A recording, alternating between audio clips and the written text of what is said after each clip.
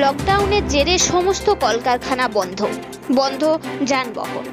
তাই দিন আনা দিন খাওয়া মানুষগুলো আজ কর্মহীন হয়ে পড়েছে, গৃহবন্দী হয়ে আজ খাদ্য সংকটে ভুগছেন। তাই তাদের কথা মনে রেখে সবার সাথী নামে ফেসবুক গ্রুপের বন্ধুরা মিলে খাদ্য সামগ্রী বিতরণ করেন।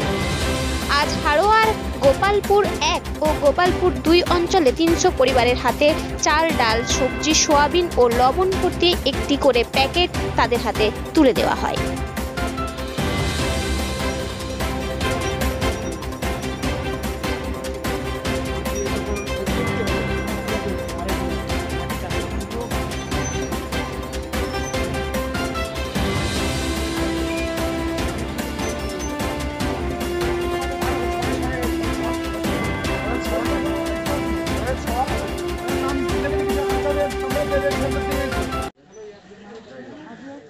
সবার সাথী পরিবারের পক্ষ থেকে আজ গোপালপুর 1 নম্বর পঞ্চায়েত ও 2 নম্বর পঞ্চায়েতে আমরা কিছু খাদ্য সামগ্রী আয়োজন করেছি, সেগুলোই বিতরণ করা হচ্ছে। এখন আমাদের পরিবারের কিছু সদস্য আছে, উপস্থিত আছে।